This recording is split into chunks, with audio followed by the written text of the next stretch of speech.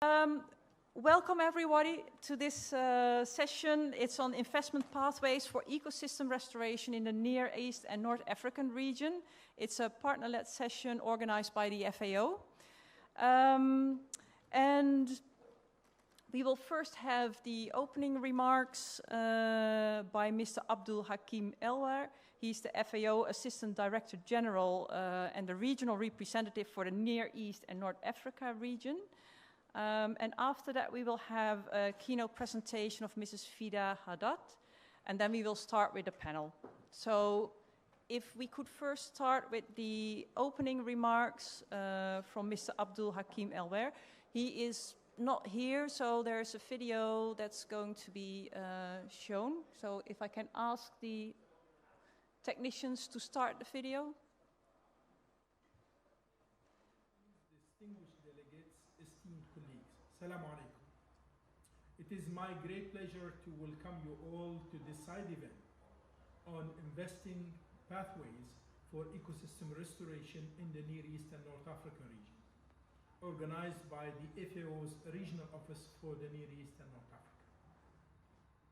Climate change, recurring droughts, and unsustainable agricultural practices are placing immense pressure on NENA's natural resources and ecosystems, leading to environmental degradation, socio-economic instability, and worsening food insecurity. Severe land degradation already affects 45% of agriculture areas, compounding the region's critical water scarcity, while the economic toll of land degradation is estimated at $9 billion annually, in NENA emphasizing the urgent need for coordinated collective action. The social implications are equally dire. NENA is home for the second largest population of internally displaced persons, IDPs, in the world, 41% of the global total. In 2023, nearly 1/3 of all internal displacement cases were driven by climate-related disasters. Since 2000, the number of undernourished people in the region has increased by 76%, affecting a total of 59.8 million people. High dependence on food imports and limited export diversification contribute to low regional integration, exposing the NENA region to food insecurity and social instability. These figures highlight the urgent need for coordinated, transformative action. While significant investments and efforts by countries and partners have laid a strong foundation towards ecosystem restoration, the NENA region, with less than 4% of its land designated for restoration, has tremendous potential to accelerate progress, particularly through the UN Decade on Ecosystem Restoration. The decade, jointly coordinated by UNEP and FAO, unites stakeholders to restore agricultural lands, forests, rangelands, and coastal ecosystems. Yet, closing the gap between aspiration and action requires significant investment. NENA receives just 6.6% of global climate finance, a small fraction of what is needed. Between 1992 and 2023, the region secured only $24.4 billion in climate finance, one of the lowest shares globally. The gap is even starker when considering the region's nationally determined contributions, NDCs. Funding from international climate funds is 20 times lower than the costs identified by countries in the region to address climate challenges effectively. Similarly, Rio funding, critical to addressing climate change, desertification, and biodiversity loss, represents just 10% of annual official development assistance, ODA, to the region. Let us be clear. While NENA needs $371 billion for Rio-related initiatives by 2030, it currently receives just $2.6 billion annually, leaving a 90% financing gap. This highlights the need for urgent action and regional collaboration to reverse the alarming trends and the significant challenges that remain. Clearly, business as usual can no longer continue. The challenges we face demand an innovative growth model that respects and restores the ecosystems that support us. In response, FAO, UNEP, UNCCD, UNESCO, and the League of Arab States have established a regional investment framework that integrates ecosystem restoration with socio-economic development. Our framework has two main objectives.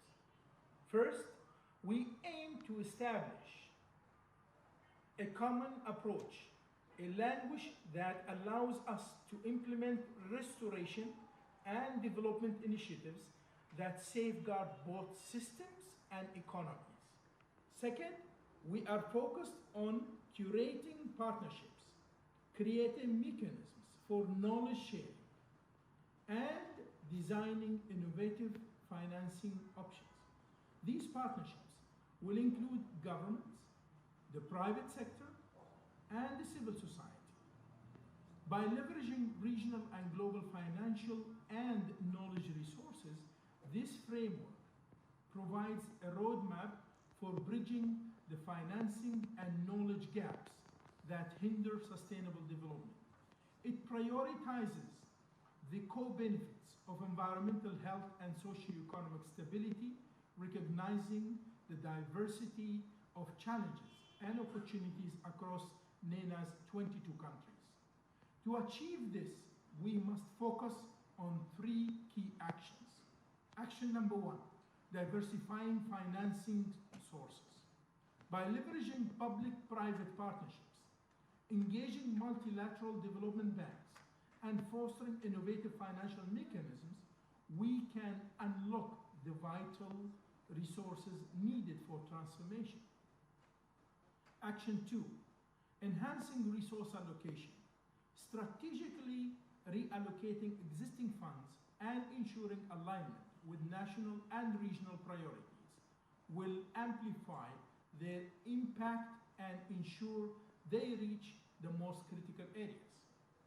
Action number three, advocating for equity in global climate finance. As a region that is disproportionately affected by climate change and water scarcity, it is crucial that we unite in advocating for a fairer share of global climate finance. This framework represents a paradigm shift, empowering governments and partners across the region to embrace integrated solutions to our most pressing challenges and allowing countries to balance economic growth with environmental restoration. It is not just about reversing degradation. It's about fostering resilience and creating sustainable future. The NENA Regional Investment Framework represents a fresh approach to ecosystem restoration that prioritizes the co-benefits of environmental health and socio-economic stability. It is not only about reversing degradation, but about fostering a future where economic growth is in harmony with natural ecosystems. By empowering countries across NENA with the tools, knowledge, and financing they need, we are building a foundation for resilience that can be applied across regions and generations. Excellencies, esteemed colleagues, partners, and distinguished guests, as we embark on transformative journey, let's remember that our success depends on collaboration, and shared commitment. Developing a shared vision and strengthening partnerships will be essential for benefit of both present and future generations. Every stakeholder, from governments to local communities, has a vital role to play in this journey. It is only by mobilizing our collective efforts and aligning our economic ambitions with environmental stewardship that we can address pressing challenges to our region faces and work together a sustainable, resilient future for all. I thank you. Assalamu alaikum. Well, thank you. Well, clear words. And actually, we have our keynote speaker in-house, Mrs. Fida Haddad. She's Senior Program Officer at the FAO Regional Office for the Near East and North Africa region. And she is going to explain and tell a bit more about the regional framework where Mr. Elwar was talking about. So I would like to invite you to the stage.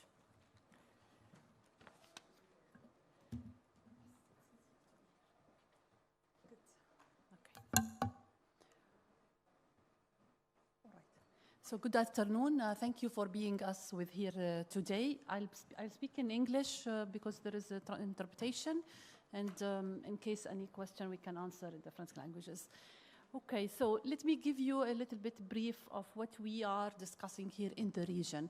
We know that last year, for example, the region and other regions as well hosted the many conventions. So if we want to summarize the status of the region in regards to the impact or issues for the biodiversity, the impact of climate change or degradation, it's clearly here, as also mentioned in the morning and by the opening remarks, how much this region is suffering from the land degradation, impact of drought, and not only just because of climate change, because of the conflicts and wars around the different countries in the region. For example, the recent report that FAO launched in related to the state of food security in the region, due to the conflicts and war in the region, we are still in the conflict areas. The food insecurity is 4 times less than the limit that we have to be in. If we look again to the land degradation issues, it was projected like 20 years ago, it will be 45%. And to be, if the unsustainable practices continues, it will be by 2025, like 70%. Now today we are in 2025, and a lot of researchers and reports highlighted that the degradation in the region is beyond and high than expected as well. This calls for emerging issues with the sustainable development goal that in the next door, and where we have the call of the UN Decade on Ecosystem Restoration to try to have a joint vision for the region. Not to start with the negative image, but this is a very quick look from the cloud on the status of the productivity of the land in our region.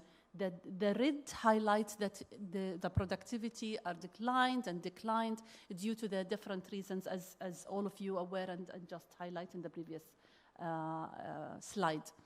Now, the good issue here is that we have too many good practices and collaborations around how we should strengthen the collaboration on biodiversity conservation, impacting climate change, working on resilience. We are doing a lot of resilience, humanitarian activities, development activities. So we have in global or in the region many best practices.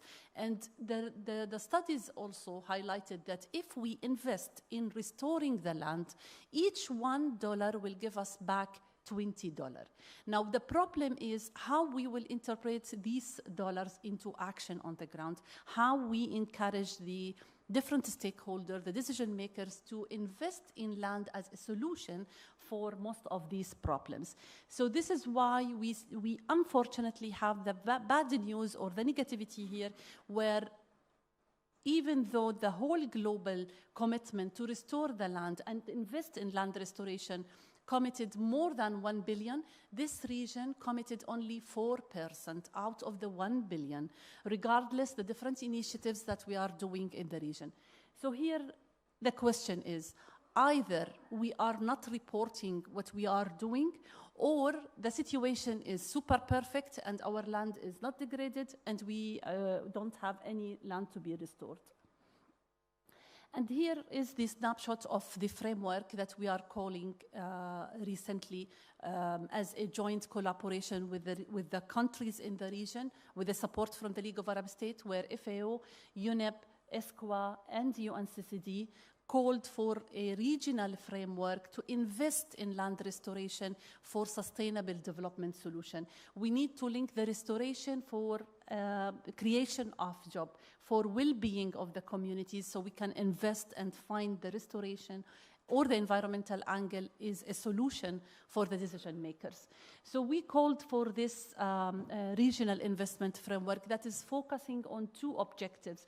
The first one, as I mentioned, is to look into the restoration models, invest on the land as a solution, but the most important is the knowledge, the creation of knowledge, the knowledge sharing and dissemination, of which we are lacking from different projects or initiatives in the region. And of course, that will allow us to contribute to the different progressed, let's say, SDGs, but at the same time contribute to support the financing of land restoration as a solution of development. So the methodology we created, we call it 4 inclusive parameters, 4 lines of inquiry, 6 investment pathways.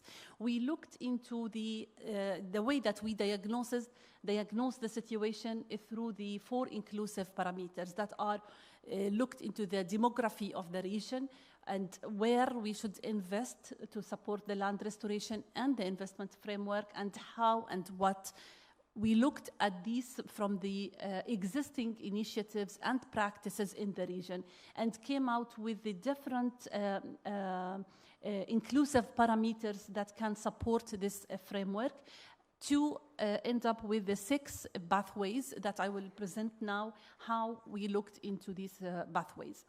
Now, we know because that the region has many different ecosystems, start from the dry land, woodland, and other lands, but we know that this region is not facing the drought because it's a dry land, but it happens that 90% of the region is considered as a rangeland and 50% is considered as a rangeland.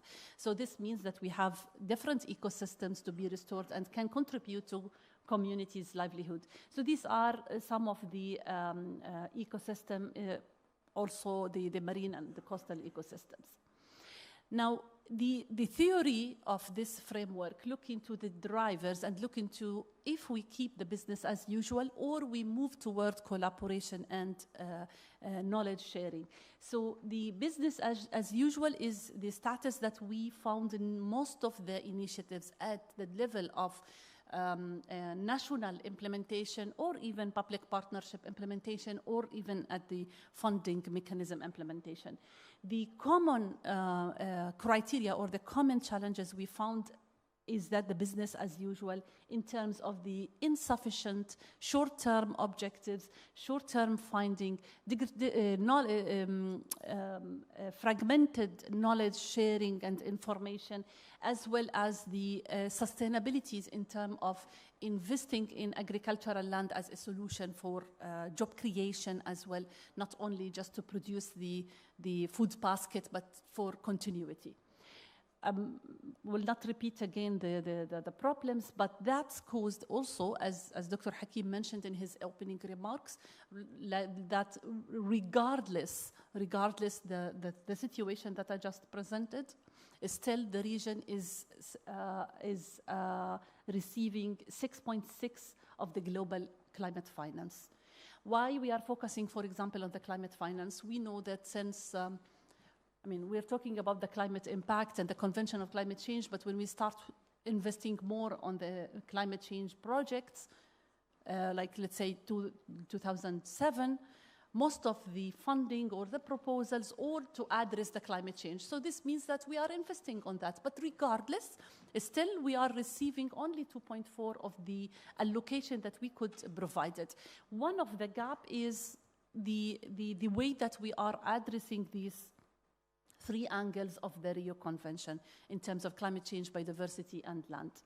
So the good way is that if we move into investment framework, looking into the different pathways, starting from innovations in financing mechanism, where we should look into more beyond just public funding, kind of public-private funding, the way of the loans and development funds that could contribute also to transfer or interpret the $1 into 20 and more dollars from restoration.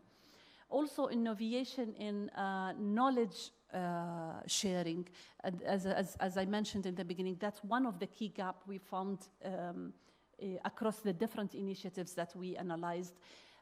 The policy coherence and the coordination in terms of rules, regulations, also we are progressing toward different best practices on policy coherence issues, but still we have a lot of challenges that undermine the efforts of land restoration. For example, the theme that we are discussing in this forum related to the land tenure issues in the region, for example, and the equity and equality share between women, men, farmers, pastoralists. That's what we will discuss maybe with a panel. We can hear more about it.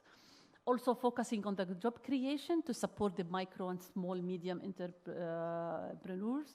The regional trade integration is one of the key challenge or one of the gap we found, and that working on regional trade could contribute to this investment on land restoration. That's one of the weaknesses in the region around the focusing on the importance of trade and market for the products of the different ecosystems.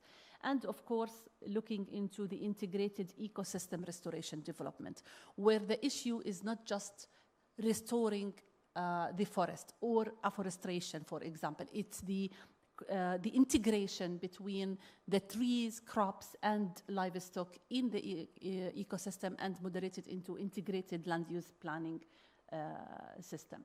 So these are the criteria that we analyzed more than 300 initiatives at the regional level or country level with a different mechanism of funding.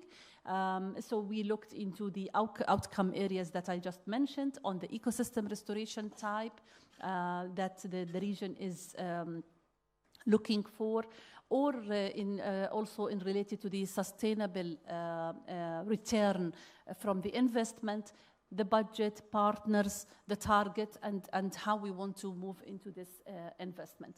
So here, as I mentioned, we started from more than 300 initiatives and projects at the different level, and thanks for everyone who contributed to such analysis, and we categorized them into the 6 pathways that we came out with this framework.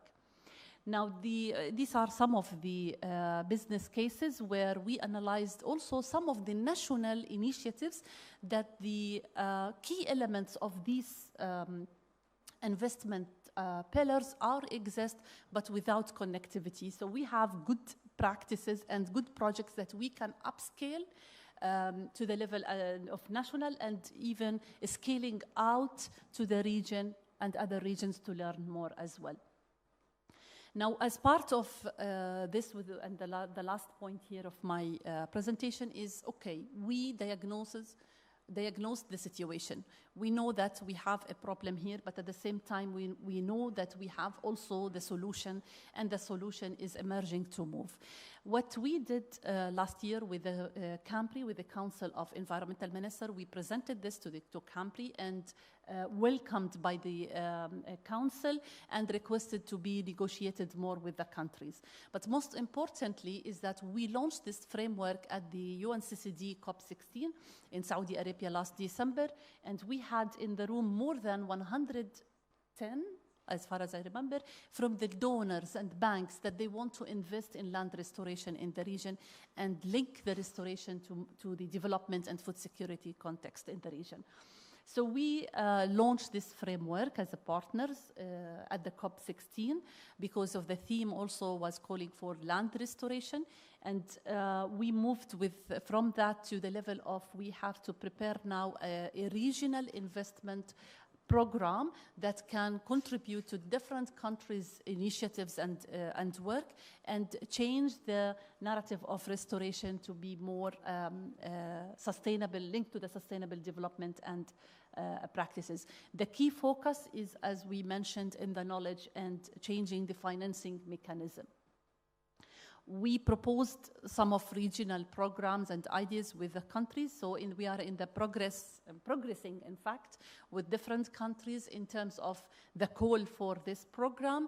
And the good news for us is that this Arab Land Arab Land Forum for us is one of the milestones in consulting with the partners and with the countries related to the framework itself, and we are aiming to move up to the investors forum that we are calling for it. Hopefully it will be soon by the end of this year in Saudi Arabia as part of the Near East Forestry and Range Commission, which is one of the FAO statutory bodies working with the Ministers of Environment and Ministers of Agriculture, where we will have the donors to discuss the potential collaboration for moving toward having this framework, not just where we proposed actions, into more implementation on the ground to learn more and try to achieve the UN Decade on Ecosystem Restoration by 2020. Thank you.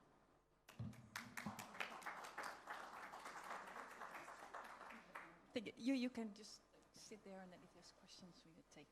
Thank you so much for this really good explanation of the framework, and it also helps with explain, well, the panel that we will have here, where we'll deep dive a little bit more into some cases in different countries.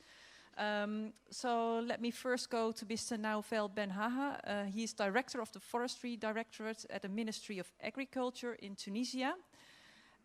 Tunisia's efforts to address land degradation, desertification and drought showcase how committed actions and sustainable practices can tackle environmental challenges.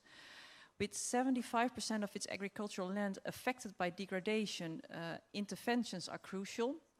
Initiatives like the National Strategy for Ecological Transition and Forest Restoration projects highlight a way to accelerate investments and restoration commitments. So could you please explain a little bit more what actions has Tunisia taken to accelerate investments and restoration efforts in response to the land degradation, and particularly in forest restoration? And kind of second question, what lessons can be applied to promote greater commitment to sustainability in the region? Thank you. Si vous permettez, je vais parler en français. Donc, la Tunisie, comme vous savez, elle fait partie de la région nord-africaine qui est soumise à une forte pression et soumise à l'effet des changements climatiques. C'est la plus forte pression qui touche la région. Et donc, devant cette situation, avec les répercussions qui en découlent, c'est-à-dire forte pression sur les ressources, dégradation des ressources, dégradation des écosystèmes, tout ça, ça mène à une réflexion nationale et même régionale pour mener à bien un programme de restauration des écosystèmes dégradés, essentiellement les écosystèmes forestiers qui sont les plus touchés. Mais avant de parler de tout ça, peut-être juste deux chiffres qui se rapportent à la Tunisie. C'est que 94% de la superficie, elle est soumise à l'aridité, donc c'est du régime aride. Et la plupart des superficies agricoles, c'est des petites superficies. Et donc, ça permet aussi une grande pression et une dégradation des ressources, étant donné que les gens ne peuvent plus pratiquer de l'agriculture sur des petites superficies qui sont inférieures à 1 hectare. Donc, tout ça, ça mène à réfléchir sur la manière dont on doit résoudre ce problème de dégradation des ressources qui est de plus en plus accentuée ces dernières années suite aux 7 années de sécheresse qui ont touché le pays. Donc, forte dégradation des ressources, forte pression sur les ressources en eau, dépérissement de certaines forêts et apparition de certains insectes aussi ravageurs qui attaquent aussi bien la forêt que l'agriculture. Donc, devant tout ça, il faut intervenir. On n'est pas resté les mains croisées, on a commencé à développer des stratégies et des études approfondies dans un objectif long terme jusqu'à 2050. On a commencé par une stratégie au 2050 et dans le cadre de cette stratégie, on a développé aussi d'autres stratégies telles que la stratégie nationale d'aménagement et de conservation des terres agricoles, puis la stratégie de développement forestier et puis plusieurs autres stratégies qui touchent au développement en général.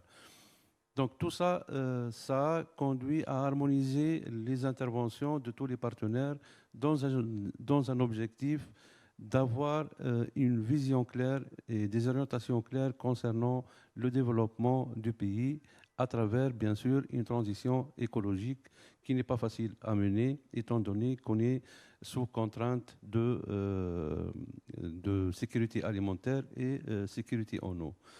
Donc, et la stratégie, tout ce qui est écologique, c'est bon pour la santé, c'est bon, mais ça ne conduit pas à alimenter toute une population qui est en état de stress vu les pénuries au niveau du pays. Donc, devant tout ça, je vais essayer de parler un peu de la stratégie d'intervention dans le domaine forestier qui me concerne. Donc, c'est un exemple pratique de ce qui se passe dans les forêts.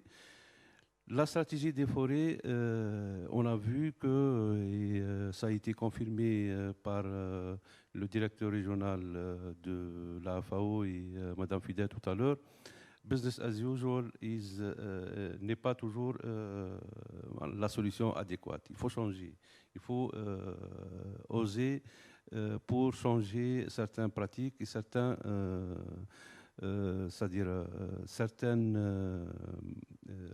actions qu'on est en train de mener au niveau de notre intervention au quotidien. L'intervention, tout l'aspect technique, on le connaît et tous les techniciens ils sont capables de mener ces aspects-là.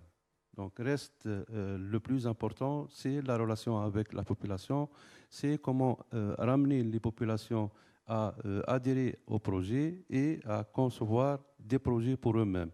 Donc c'est la participation de la société civile, c'est la participation du public et c'est l'appui ou bien l'appui de cette population à l'État en général et la contribution au niveau du développement, essentiellement développement territorial.